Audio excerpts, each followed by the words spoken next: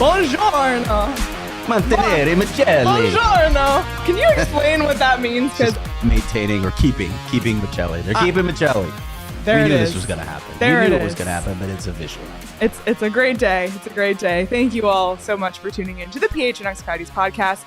Don't forget to hit that like button, subscribe wherever you get your podcasts, and leave us a 5-star review. I'm Leah here with Craig and Sean. It's Petey's wedding anniversary today. Yes, it is. Hi, Petey. I'm putting on my glasses for you, Petey. Happy anniversary to Heidi and Petey. And he's taking the day off. But that's okay, Craig, because we have plenty to talk about today. Thank you, Coyotes, by the way, Yeah. for being so active over the weekend. Thank you, Bill Armstrong. Thank you, David Ludwig. Thank you, agents. Thank you, players. Yes. Because you gave us a show for Monday. We were a little worried about today, weren't we? I mean, you'll see when we get to our third segment, and that might have been the whole show. I mean, we weren't worried that because Petey wasn't going to be here. That never concerns us. No, But that's true. we were worried we had no content. We might have talked about Petey's wedding anniversary if we had nothing else. Actually, we might have gone back through the years of every celebration of Petey's wedding anniversary. So to spare you that, the Coyotes were active this weekend. Thank God. Let's start with the biggest one. Matias Maccelli has signed a 3-year deal, 3.425 AAV. Can we go back to that one more time, Sean, please? Oh my That's good gosh. stuff. Thank you. The first year is $3 million. Year 2 is 3.025. Year 3, 4.25. I think this was a big weight off the shoulders, a big sigh of relief for a lot of Coyotes fans wanting to get this done. Matias Maccelli obviously is one of those guys that we refer to a lot as being part of the exciting young group going forward that will take us through the other side of the rebuild. So, thoughts? Well, first of all, this had to get done. This was a major priority in the offseason. And, the timing may be, maybe a little longer than people had thought, but we're only a couple weeks past the start of free agency, and there are other things that the Coyotes were clearly focused on as well. So they got this done. I like this deal for both sides, to be honest. I think this is a good deal. It feels like a bridge deal, doesn't it? Mm-hmm. Like we don't get these much anymore, but it feels like a bridge deal. It's pretty good money for Matias, and he earned it. He earned it last season, even though there are still people in my replies who said who when I tweeted this information, and they got absolutely ratioed by Coyotes fans. He gets national attention. He's on the all-rookie team. If you don't know who he is, it's on you. You're just ignorant. Yeah. That's the problem. Not that he didn't make a name for himself. The voters had him fourth in Calder Trophy voting. He was on the all-rookie team. People who follow the NHL know who Matias Maccelli is, and he did that himself last year with most of all his playmaking skills. When I've said this a million times, but when the puck is on his stick, he's a special player. Yeah, absolutely. 49 points last season, led all rookies in assists, or I think it was he lead or and points per game. Yeah, points per game. Unfortunately, he was out for a few weeks with injury. 19 games, wasn't it? 18, 19 games? I mean, that could have pushed him into being a finalist if he was there for those games. Crazy. Still crazy to me that he finished second, but that's for another day. I mean, he earned this. So you said that it's good for both sides in terms of the money. What do you think about the 3-year thing? It feels like a bridge deal to me. Like they didn't lock him up long term. You've seen some of these patterns where teams lock up a young player for a very long time, and it's a bet, right? I'm not sure Matias Maccelli is that caliber of player quite yet, right? This is almost like, okay, you've earned this. You've earned some term. You've earned some security. Now let's see what you can do. Let's see if you can take it to the next level. And if he does, then maybe he really cashes in with one of those contracts. I've always liked this sort of deal. It's hard to do in today's NHL because teams get themselves into trouble with the cap. So it's either do you bet on futures and try and lock up these young guys? You know what I'm talking about? There's the economics of the league have changed so much where you don't see bridge deals anymore. They're trying to lock up these young guys so that they don't get to free agency and kill you. Yeah. Bill's managed the cap. David Ludwig has managed the cap really well. So they're in a situation to do good things, not burden themselves with any. You can't look at the Coyotes roster now, other than maybe the guys that aren't playing actual games, the dead money. You can't look at the Coyotes roster and say there's a bad contract here now. You can't. Yeah, and that's great too. And yeah, you're right, because they have to look and I think one thing Phil Armstrong's always done, and he's talked about doing, is he's not just thinking about this year, next year. He's thinking about 4 years from now, 5 years from now, and who's going to be there. Logan Cooley, Dylan Gunther, like not his entry level, Maverick Lamoureux, like all of these guys, Connor Geeky, like you're making Dmitry Simashev, Daniel Boot. Let's keep going. It's crazy. Like the list of exciting young prospects coming up the ranks soon, like they can't overpay or overextend someone like Matias Maccelli, who I think we all think and want to be part of this long-term future, but you can't say, oh my God, like they couldn't make it work with A, B, or C because they like overpaid or overextended Matias Maccelli. I think it's good for Maccelli too, because we've seen how he's improved from, the few games he played in his first season to his first full season in the NHL, obviously finishing 4th in Calder. Now it's up to him for these next 3 years to kind of show what he's worth for that next ticket that can come at the end of this 3-year deal. And if he succeeds in that, he's going to get paid. And hopefully it's by the Coyotes, and hopefully he's part of that, because I think he's an exciting prospect. And if you talk to Coach Andre Tourigny, you'll probably hear him say, teams figure you out. You can't be a one-trick pony. And he remember when he was telling him to, I'm forgetting the quote that I printed about him aim for the back of the net. Aim for the pass to the net. Pass to the net. Pass to the net. Thank you. I don't know what I was thinking there. It's Monday. Senior moment. Okay. Sorry. But he needs to shoot more. Yeah. He needs to become a more complete player. He can score goals. He did it at the AHL level. Yeah. He can work on a shot. He can definitely work on a shot to improve that. But we already know he has the playmaking skills. He skates well enough in the league that's never going to be a problem for him. I think he's pretty responsible. There's always areas of improvement there as well. But as a 200-foot player, but can he score goals now? Can he use that playmaking ability to throw people off and maybe score some more goals by surprising people that he's actually not passing, he's actually shooting, he's not going to finish 16th on the team in shots and goal, which is just insane for him. Yeah, especially considering the other stat totals that he had last season. I'm excited about this. I'm excited about what we're going to see from him over the next 3 years. I think he's a guy we're going to be watching really closely this season, as we're kind of in that awkward period where we're not really cheering for losses anymore, but we also aren't cheering for a playoff. Well, some people are, but we're probably not cheering for a playoff push. But now we get to really dive into the individual development of the future pieces. And I think Maccelli is going to be a big part. Probably going to hear from him tomorrow on Zoom. They're trying to coordinate that. So we'll get a chance, and well, I can't say me, because if I tried to get clips from an interview, it would be a disaster. I will get clips. Leah will do something. John will do something. Petey and I won't. No. But hopefully we'll be able to incorporate some of that into our show tomorrow. And I've been thinking about, like, where do I go with this story? Because I've written about his backstory, like with Rick Conley Jr., the scout that initially discovered him. And then I spoke to his coach, spoke to multiple coaches in his past. This was a Lindsey Hofford guy that really pushed hard. Lindsey Hofford, the former director of amateur scouting, really pushed hard for them to select this kid in the 4th round. He's a 4th round pick. So he's also like climbing that. You love to see it. The best late round picks in Coyotes history. Yep. Matias Maccelli's name is on that list already, and he's climbing it now. But like, where do I go with this? I think probably I'm choosing one of two things. I'm either going to write about what's next for him, and I just alluded to that, like the areas of improvement that he needs to show to take the next step, or I'll just have to dive into his Italian heritage. We need to know. Also, an account called Premium Bagel doing this.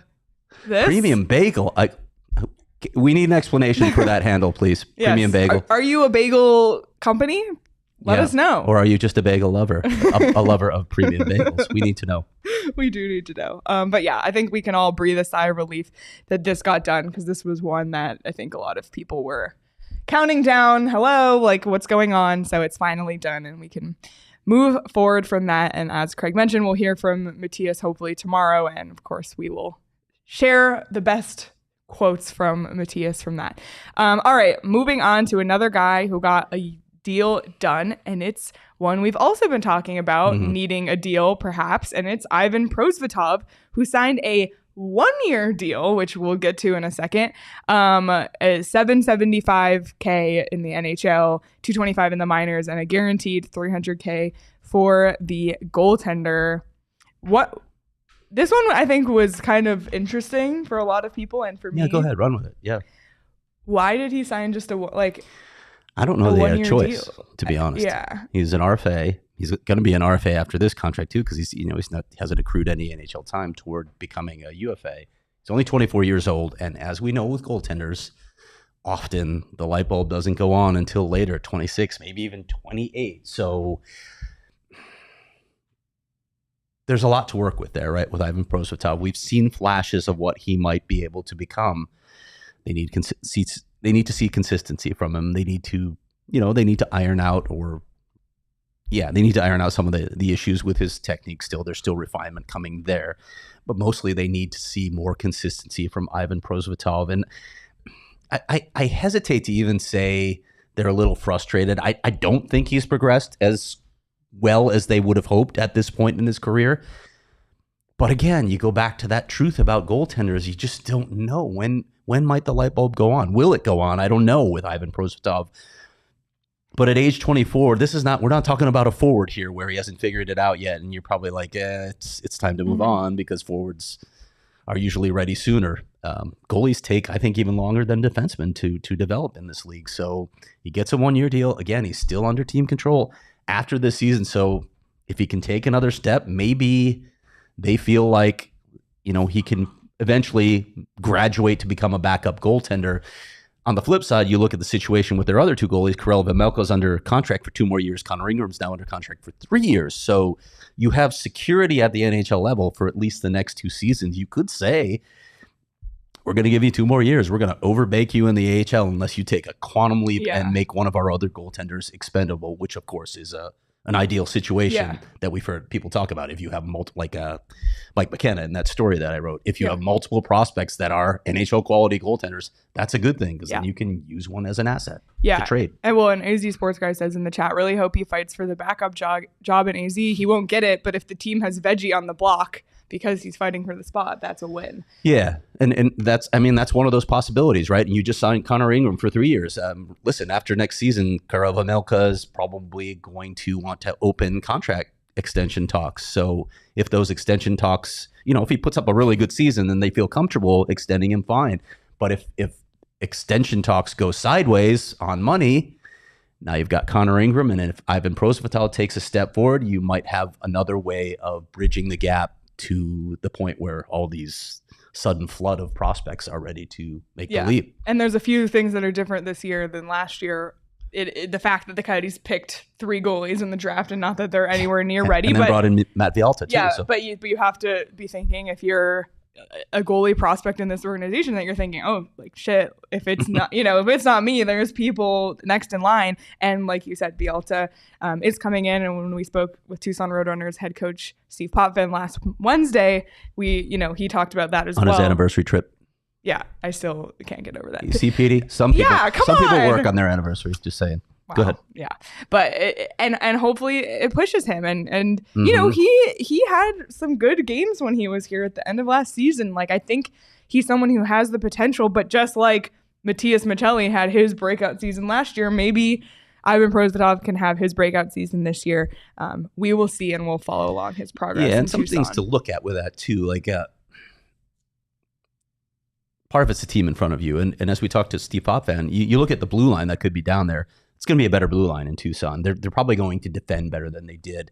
And I'm not saying it was all on the way they defended. Ivan Prosvetov had some good games here, then he fell off. He went back to Tucson and honestly wasn't very good in the playoffs. So they do need to see a step up from him, but having a better team in front of you certainly helps that situation.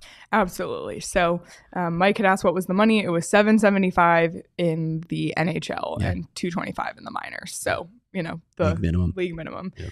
So, I mean, it's in, like Mitch said, it's in his hand. Yeah, it's in his hands as well. There were a couple other smaller AHL level signings that we haven't talked about yet. The first is Justin Kirkland, which Mike Gold pointed out. His nickname is Costco, which I think is fantastic. Hilarious. That's a good hockey nickname, and they're so few. Nickname, Justin Kirkland. Yep. Absolutely love that. So his deal, again, league minimum $775 in the NHL, $200K. In the minors, he played a few games with the Anaheim Ducks last season, but it's more of an AHL deal in that sense. He had 18 points in 32 games with the San Diego Gulls. But again, I mean, the Roadrunners have to fill out their roster just as much as the Coyotes do. And these are guys that could get call up exactly. too, right? If I mean, he played 7 games with the Ducks last season as well. And then the other guy, and this was a little bit earlier than Kirkland, but Zach Stanford also signed $800K NHL. He had been with Milwaukee / the Nashville Predators, played 16 games with Nashville last year, 3 points in that time. But with Milwaukee, he had 28 points in 45 games. But again, just building out that roster down in Tucson, and maybe guys we will see get call-ups. I mean, clearly they both did last season with their respective teams at the time. But yeah, just any thoughts on these guys? Or just what I said, really. These are guys that to fill in around, guys that could get called up in the event of injuries, or maybe get a look for another reason if you're not happy with the way a guy's playing. But yeah, these are depth players that are probably going to shuttle back and forth, but spend the majority of their time in the AHL. Yep, absolutely. All right. Well, that was a brief summary of all the signings. They just get me excited for it's so funny because I don't even know what we're on now, but when someone said, "Oh, this many shows until the season starts," in the 60s, we were thinking, "Oh my god!" But we're gonna get in January, we're gonna say, "Oh." The grass is always greener, But this kind of stuff does get me really excited for the season to start and just see how these guys do. But exciting times.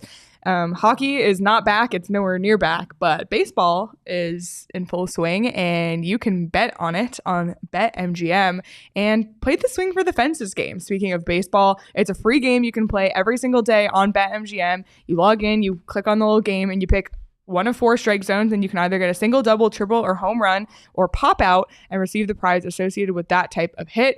And the prizing must be used on MLB. It expires within 24 hours, but you can get all sorts of boosts on there. So when you log into BetMGM Daily, just play the game. They're just giving you a boost, pretty much, unless you strike out, which is rare, but it does happen. But that's why it's great. You get to play it every day. But if you haven't signed up for BetMGM yet, use the bonus code PHNX. There's a few different offers depending on where you live, but for our Arizona audience, place your first bet offer and receive up to $1,000 back in bonus bets if it loses with BetMGM. Again, make sure you use that bonus code PHNX. You can check out the show notes for full details, and now you can listen to Shane talk about the disclaimer. Disclaimer, 21 plus to wager. Visit BetMGM.com for terms and conditions. U.S. promotional offers not available in Washington, D.C., Mississippi, Nevada, New York, and Ontario. Gambling problem? Call 1-800-GAMBLER. Colorado, D.C., Illinois, Indiana, Louisiana, Maryland, Mississippi, New Jersey, Ohio, Pennsylvania, Tennessee, Virginia, West Virginia, Wyoming. Call 877-8-HOPE-NY or text HOPE-NY 467-369, New York. Call 1-800-NEXT-STEP, Arizona. 1-800-522-4700, Kansas, Nevada. 1-800-327-5050, Massachusetts. 1-800-BETS-OFF, Iowa. 1-800-270-7117 for confidential help, Michigan. Speaking of things you can win, so Circle K has a really cool thing going on right now. You can buy Powerade at 4 for $5, which is a steal, and be entered to be one of 10 finalists to win a 2023 Ford Big Bend Bronco SUV. Just buy some Powerade and you can win a car. Sign me up. Check out Circle K. Besides just gas, they have all sorts of great things like that offer I just told you about, the snacks, Polar Pops, etc. Just make sure you're not missing out on all of this great stuff at Circle K. Right now, you can text PHNX to 31310 to join their SMS subscriber club and get a buy one, get one free offer on 32-ounce Polar Pops. Head to circlek.com/store-locator to find Circle K's near you. Okay, let's talk about the RFAs who have not been signed, Craig. And let's start with Jeník, who had a qualifying offer of $787,500 exactly, that expired on Saturday. Mm-hmm. What does that mean? Well, it means he didn't accept the qualifying offer. Apparently thinks he deserves more. I'm not sure exactly what he's looking for. Interestingly, his agent, Alan Walsh, tweeted this yesterday. I'll read the tweet. Any NHL team can sign an offer sheet with another team, restricted free agent at another team's restricted free agent at 1.415740 AAV or less for no compensation, while the other team does maintain a right to match. Never made any sense why NHL teams don't use this tool that exists within the CBA more often. Well, this is an agent speaking, first of all. Well, never made sense to him because he's speaking on behalf of his clients.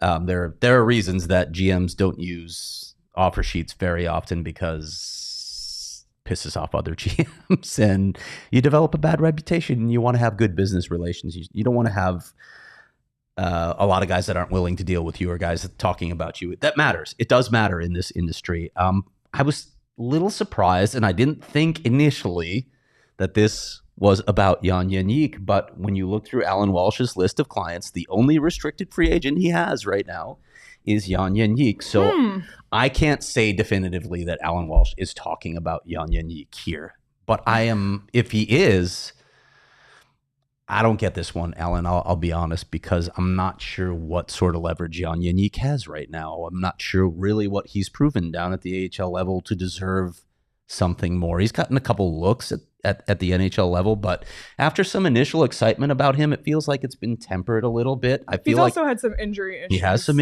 yes, but that's still slowed his development. So I don't know how you come out the other end saying, well, clearly he deserves to be treated better. I just don't see it. Maybe I'm missing something. I'll admit I don't know this industry as well as agents and cap guys, but Jeník's not a guy right now where you can like just say, yeah, I deserve more. I don't know if he's gonna hold out. He doesn't have much recourse. Like I guess he could go play in Europe or something. Yeah. Or he could hold out until well into the season. There's a deadline about halfway through the season. If you don't play by that point, you can't play in the NHL that year. I don't know if it's going to come to that or if they're going to eventually settle on something for Jeník, but I'm a little perplexed by this one because I just don't see the leverage for Jan at this point. Well, and especially we just talked about Prosvetov, who took the 1-year league minimum deal. Like, I mean, who am I to sit here and say this? But why not just take even a 1-year deal and also have a prove it year? Yeah. Like maybe in a year with fingers crossed, like no injuries, and he really, dives deep and proves himself.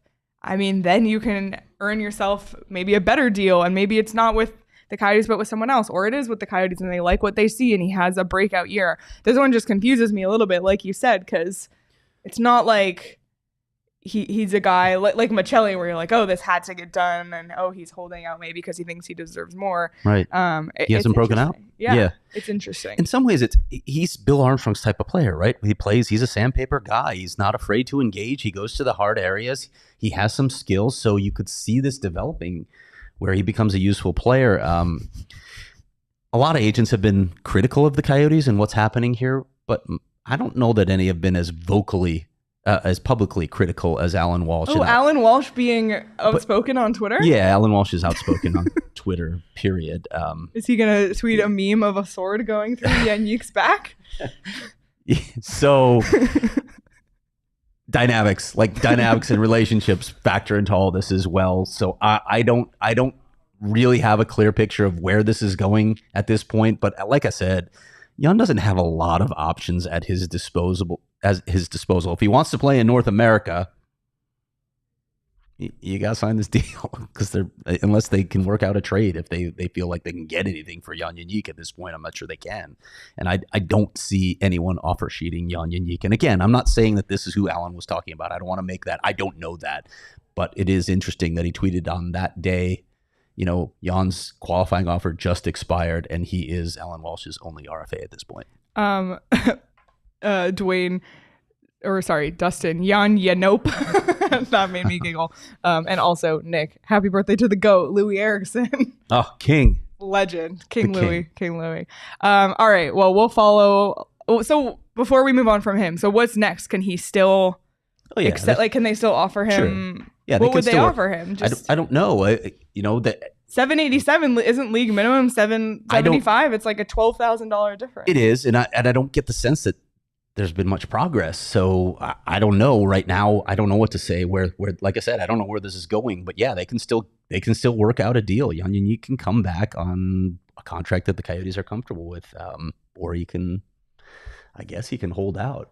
It's weird to be talking about an AHL player holding out. Yeah, it is. But we'll follow along with what happens with that one. And we'll move on to the last guy still awaiting a deal, and that's Jack McBain, who right now, is the only Coyotes player scheduled to go to arbitration. The arbitration date is set for July 30th, which is in just under it's in about 2 weeks. Yep. Craig, you mentioned that the two sides weren't so far apart. Is there any update or progress on that? No, I don't think there's been any progress. At least as of this weekend, there was no progress on a new deal, although I was told that they weren't that far apart. So again, deadlines tend to spur action. Like we saw it with Lawson Krause, where they're literally in the courtroom before they agreed to a deal. July 30th is miles away in terms of free agency, right? 2 weeks, you're talking about a lot of time to work out a deal. I would not be surprised if they worked out a deal with Jack McBain before this went to arbitration. Bill Armstrong really likes this kid. He really likes him. They're twins. Yeah, seriously, he could be his son. So I'm not saying it's happening, but I would not be surprised to see a deal worked out with Jack McBain before arbitration. I was going to say, I suspect it's going to be similar to what happened with Krause last year, where it was down to the wire, but hopefully they don't actually go into the courtroom. Well, I hope not too, because like you said, I know they like Bill Armstrong likes McBain. I think McBain is the archetype for a Bill Armstrong type player. We saw him blossom last year. He kind of showed what he can do. He can score goals. He can be a tough son of a bitch. Like we saw him get into some scraps last season, and that's exactly the type of guy that Bill Armstrong likes. And when we talk again, there's been a lot of line projections, and when we talk about the future of this team going forward, to have Jack McBain as one of your guys, you need that type of role player on your team. Yeah, and he's not just a grinder. He's got some skill. Yeah. He's a big guy in the middle. You love to have that size up the middle, and if Connor Geekie can pan out too, then you've got two guys to balance out Logan Cooley. And I'm not saying Logan Cooley is small. He's 5'10 and a half. Who knows? Maybe he'll grow another half inch and get to 5'11. He's not super small. Sidney Crosby's not a big guy, and he's not Sidney Crosby. But there are some guys in the league that are number one centers that are not Connor Bedard. Huge. Yeah, we'll see where he plays in the end. But there are other Happy guys, birthday. right? Yeah. It's his birthday. You look at a guy like Braden Point, right? Yeah. He's not a big guy either. So it's possible. But you'd like to have that sort of protection up in your middle six and centers. And Jack McBain is one of those guys that's shown a lot of promise. So we'll see where this goes. Keep in mind, the Coyotes still have a very fixed budget where they can't mess around with dollars. It's tight. Yeah, because it might be that too. That's not a Bill Armstrong or David Ludwig decision. That comes from the top. So they got to work with what they're given. So keep all of that in mind in these negotiations. Yeah, that's true as well, because maybe they aren't so far apart, but they're just far apart enough that the Coyotes are trying to fit within their budget that they have to work with. Because I'm sure if there was unlimited money, things would be going very differently, but that's just not the reality of where this franchise is at this moment in time. Okay, well, now that we have the two unsigned guys, we have most of everybody else signed at this point. There's 47 contracts right now. What's the max? 50? So that's with McBain and Jeník not signing. That's correct. But there's a couple guys, and taking out Lamoureux and Connor Geekie too. And that's the key here. Listen, I'm not closing the possibility of them making the roster, particularly Connor Geekie. I don't think Maverick Lamoureux has a chance of making the roster. I honestly don't think Connor Geekie's chances are that good this year. And but I think I like his attitude about it. Yeah, absolutely. He's coming to make the team. But if you take those two guys out, then if you sign McBain and Jeník, you're at 49 contracts. You've got one left. They like to keep some flexibility over the course of the season because a number of things could happen. You could have a Juuso Välimäki come available on waivers. You could have someone still come to the Coyotes. And I know, Bill Armstrong's been very clear that they're not looking to take on bad contracts for draft assets anymore. If someone comes to them with a great offer with incredible assets to move off one of those contracts, they're still going to listen there. So you have to have the cap flexibility to do that. You have to have the roster spot available. Or maybe a certain college player decides that he's actually not going to go back to college and he's actually going to turn pro. You need to have the flexibility to add those guys. So there are a number of things. Or if, however unlikely it looks at this point, Matt Dumba suddenly circles back and wants to sign with the Coyotes, you have a spot open. Matt Dumba, where are you, buddy? Now, you can exceed the cap, right? You can make other moves. Well, they're not going to exceed the cap, but you can make other moves to make that happen if you have to add, say, two more players. But you like to have a little bit of flexibility. So keep that in mind as the Coyotes are maneuvering. If they get those two guys signed, they're at 49. So there's not a lot of wiggle room there. Again, they can make other moves. They can make it work, but it's not as simple as, yeah, we just add this guy. Now you've added an extra step to the process. So I guess keep that in mind with like how likely is Matt Dumba at this point. It doesn't sound like it's that likely to me. It sounds like he's really hoping for other teams to make moves where he'd rather play. We'll see how it all plays out. And just back to the waiver wire for 1 second. The waiver wire around training camp is fascinating, like amazing. It's awesome. So we'll see. And we've seen Bill Armstrong do it multiple times in the past. So I like the idea that they'd have that sort of flexibility. Two guys that got extended in Valimaki and Connor Ingram. Yep. Off of waivers. All right. Well, that's what we have for now. Of course, we will keep everybody updated on how things progress, and you can stay tuned to Craig's Twitter for that as well. But for those guys, I say it every time, for the guys who are just moving here, more furniture, check it out. Get the white glove delivery. I can't say enough about it. You don't want to worry. I don't like to build things. I just don't. I don't like IKEA kind of thing. No, yeah, I am not good at it. I don't like, my time is worth something to me with that in particular. So more furniture. What? Just thinking of a line from Ted. He talks about the entire place was like $49 from IKEA. Oh my gosh. Sorry. Okay. I don't know why I went there. Just popped in my head. Forgive me. Oh boy. Useless information. When you check out more furniture, I recommend getting the white glove delivery. We got it for our office furniture, which when we were moving here in August, when it was 110, and that was the last thing we wanted to do was set up furniture. I don't remember that day. Oh yeah, you weren't here because you were recovering from your hip replacement. You can save big on the best furniture in the Valley when you head to morefurniture.com. That's MOR furniture.com. Craig, it's an exciting day. It's Margarita Monday at Illegal Pete's. I need to swing by. They have a new flavor that they told me about. It's like a spicy margarita. They told you about? Are you like texting with Illegal Pete's? There were people from Illegal Pete's in our office. Wow. And they said they have a new spicy margarita at Illegal Pete's. So I got to try that. But it is Margarita Monday. But Illegal Pete's is your go-to spot any day of the week this summer. You can kick back and enjoy an ice-cold margarita or cool off with a bucket of high noons, 5 high noons for just $22. And don't forget to follow at Illegal Pete's on Instagram to stay updated on all their big events and deals going down this summer. You can stay tuned on their stories to win free tickets to the concerts you were dying to see. Illegal Pete's is here to make this summer one for the books, and an underrated part of Illegal Pete's too, besides the food and the alcohol. They sell really sick shirts as well. And they just released a couple new ones. So check that out and follow their Instagram so you can see those as well. Okay.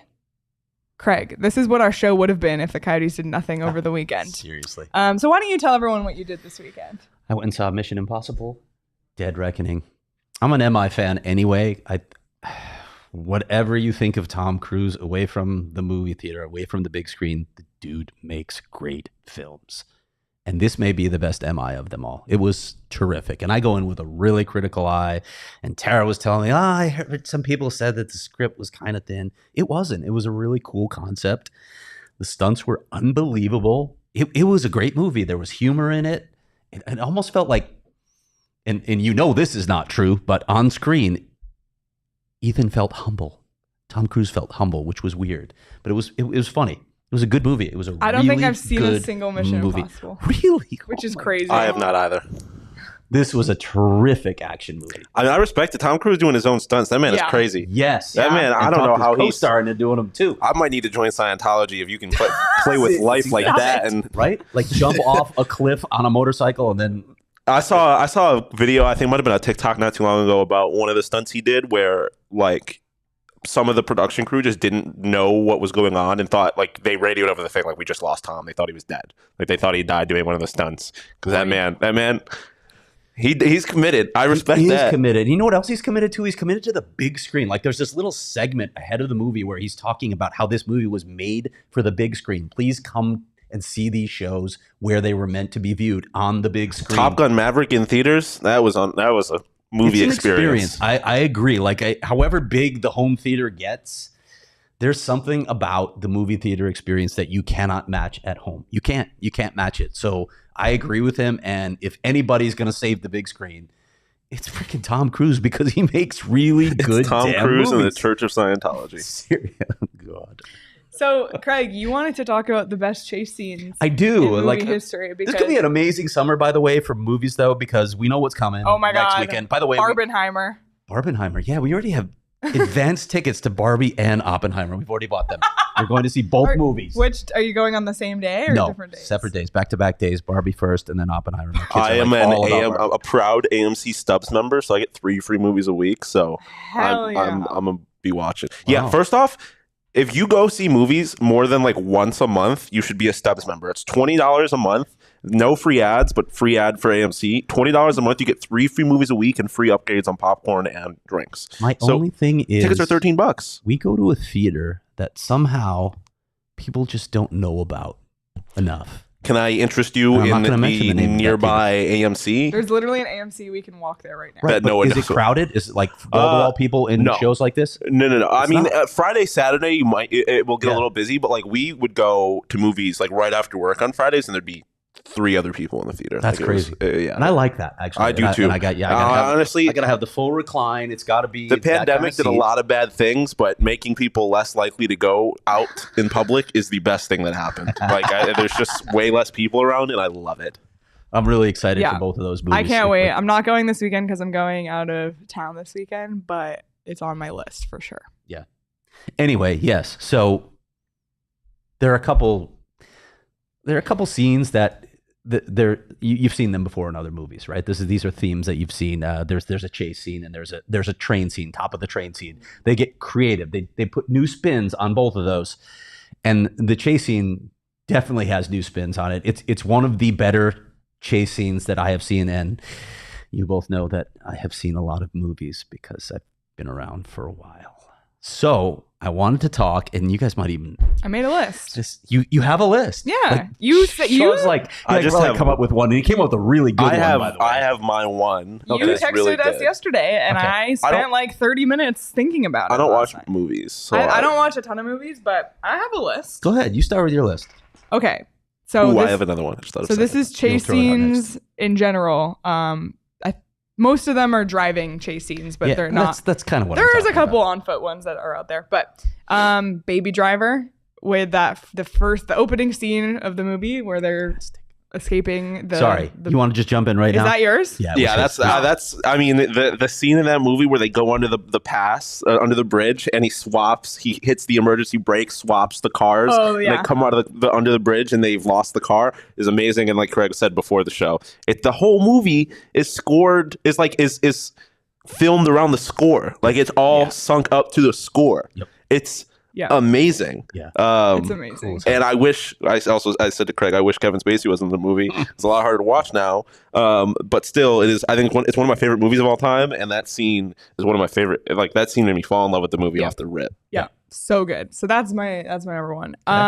Okay, so Mad Max Fury Road is like one of my favorite movies of all time, and the scene where they're like trying to outrun I don't even know what they're called, the guy coming to get his wives. That scene is unreal. That was all practical effects, by the way. Like, Yeah. oh my god! Speaking of doing your own stunts, just unbelievable. It's such a beautifully shot movie. So that's an all-timer for me, and on a movie that's all based around driving, pretty much just like Baby Driver. So of course it's going to be similar. Couldn't be more different movies, but they're both driving movies, if you will.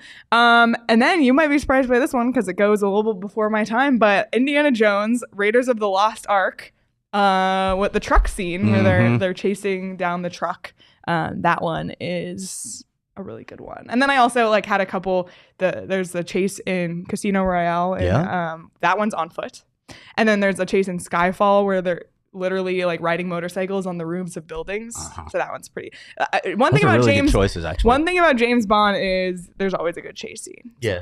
And it's you got to have it in an action movie. It's almost like it seems silly, right? Like, oh, you're really every movie has to have a chase scene, but yeah, it kind of does. It's like homage to the past. Okay, right? so what do you it's have? like if you do the doorway shot to pay homage to John Ford in a Western, you got to do it. You just got to do it. It's paying homage to the past. I like that. I like that kind of stuff about films. That's part of the art. Yeah. So I got 5 others, and those are all great choices and all ones that I thought about, and I also thought that you guys would choose him, so I didn't choose him.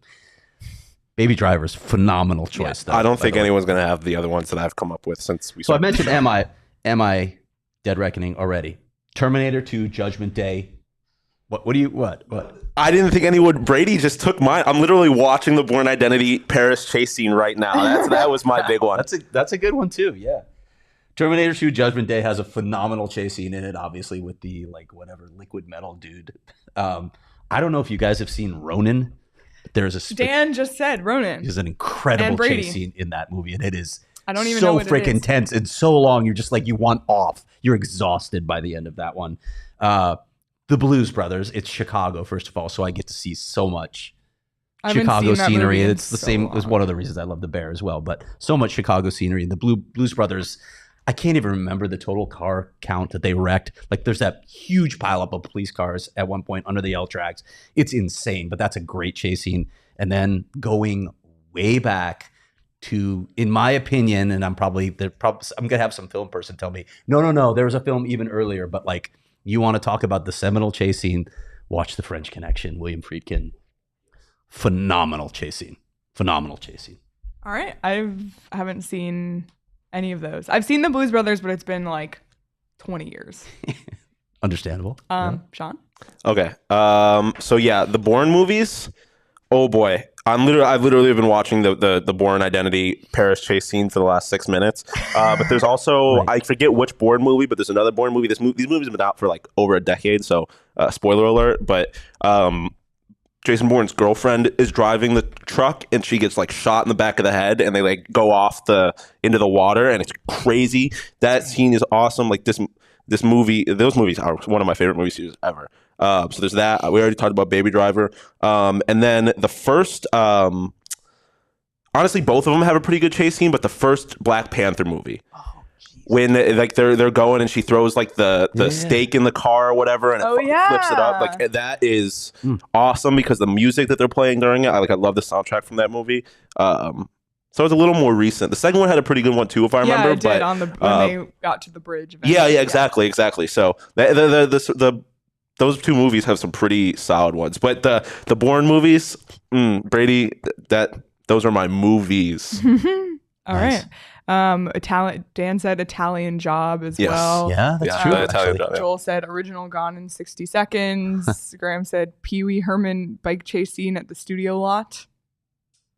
Ooh, this might be a deep cut. I don't know if you could technically consider it a chase scene, but Death Race. I didn't see Death Race. Oh, it's like, if you don't know the concept, it's basically like this dystopian type thing where there's this prison and they have this race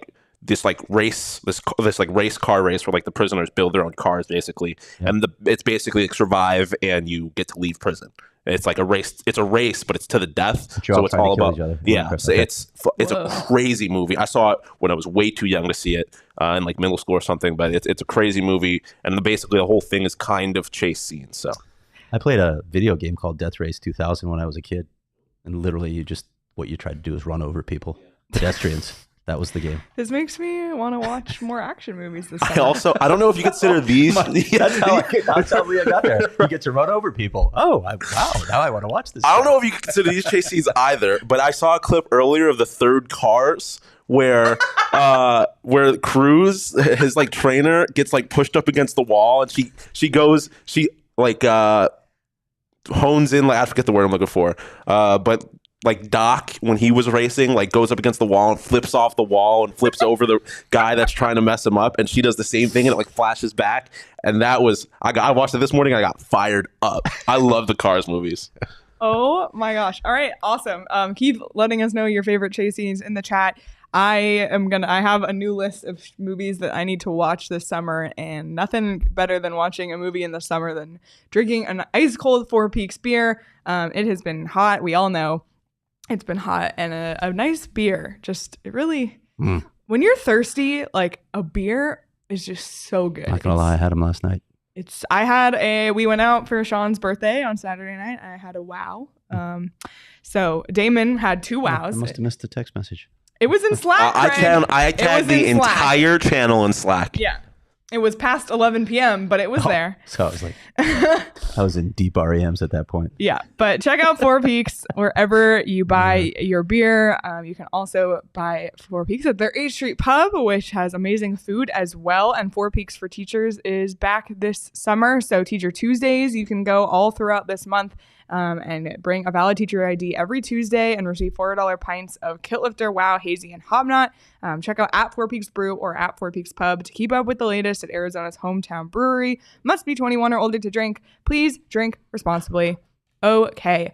Become a diehard. Brady's in our chat. Brady finally became a diehard over the weekend and joined our Discord. Thank you, Brady. Yes, there's been a lot of new faces in our Discord, which welcome. And if you're a diehard not in the Discord, join it. If you need help getting in, let me know. I can send you the link. But just a lot of great perks to being a PHNX diehard. You get access to weekly diehard only content from Craig once a week. You get access to our Discord. You get 20% off shirts and hats and everything in the locker. You get a free shirt or hat every year at sign up as well. And 20% off all of our events, which we're going to have a lot more of them coming soon as the fall comes as well. So become a diehard today. And of course, check out phnxlocker.com to check out our awesome merch. You know what else they might get from becoming a diehard soon? And I'm just going to tease this.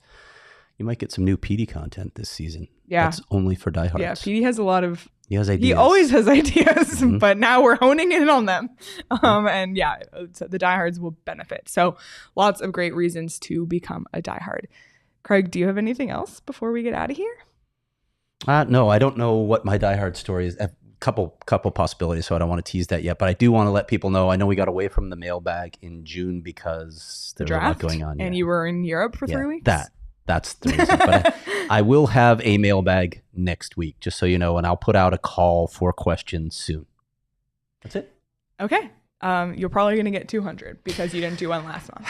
And I've already seen people in the Discord have already been like, I have a question for the next mailbag. Like, I was thinking about like doing this one time in the summer. Diehard only? No, I was thinking about like having guest answerers. Ooh. So just have someone step in and like maybe not even have any knowledge and just give a funny answer. I love it. that. Like, I might do that. This is important. Tyler in the chat. Side note, happy birthday, Craig Morgan, the country singer. Who? Not Coyotes Craig. It's country singer Craig Morgan's birthday. I don't know who that is. This is nobody.